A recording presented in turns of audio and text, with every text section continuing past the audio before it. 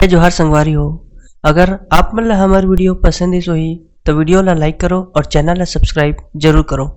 और हाँ, बेल आइकन ला जरूर दबाओ ताकि हमार नवा अवैया वीडियो आप मन ला सबले पहले मिले।